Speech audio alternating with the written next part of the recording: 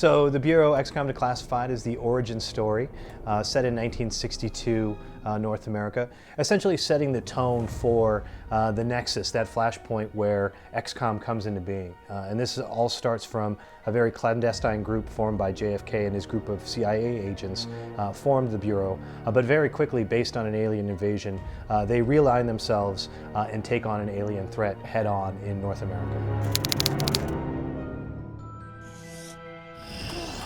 Well, every other XCOM game out there has been set in the near future, whether that was 1999 of the original game or sometime after 2013 for Enemy Unknown. For our game, we decided to take a look in the past, to go back to tell a story that hadn't been told yet in the XCOM universe, which was what series of events could have happened to make an organization like the full-fledged XCOM that we all know and love even possible. The things that we feel that really differentiate the product start with the tone and the setting, right? Like we've got this really rich and unique, juxtaposition of the sort of the 1960s as we know it versus the current interpretation in modern technology and alien threat. You don't see a lot of that when you refer to old 50s movies. Usually you see UFOs hanging on a string. You're coming off of this decade of the 50s where your average guy could like work 40 hours a week and have 2 cars and a nice house. And so there was this feeling that nobody wanted any disruption in their lives. So what is really cool to me is the fact that you can really, imagine in the 60s that there is a bureau and that there was a bureau of some sort in that time period that was under the radar, completely unknown to the public, with similar goals to what we're communicating through XCOM, but just in a different light. Well, over the course of development, we started in first person, and then we kept iterating towards trying to make sure that the parts of the game that were working better and better, and the parts of the game that weren't working, we were willing to change.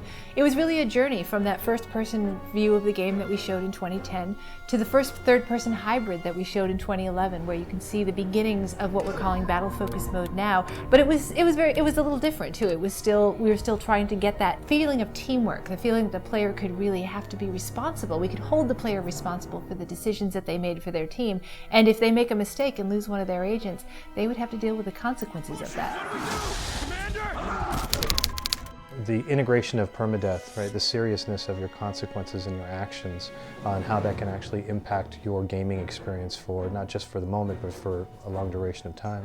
And I think that it's been a powerful tool for us as we're sort of engineering and designing levels, as well as providing a real motivation to the player for utilizing the tactics and tool sets that we make available. You want the player to feel that the game is treating them fairly and not cheating them in the event that they lose a character because of poor design decisions. So when you introduce something like permadeath, it affects everything from the way that you engineer your levels, the way that you introduce characters, and you constantly have to be cognizant of where the player is in terms of their leveling and skill set at that particular time.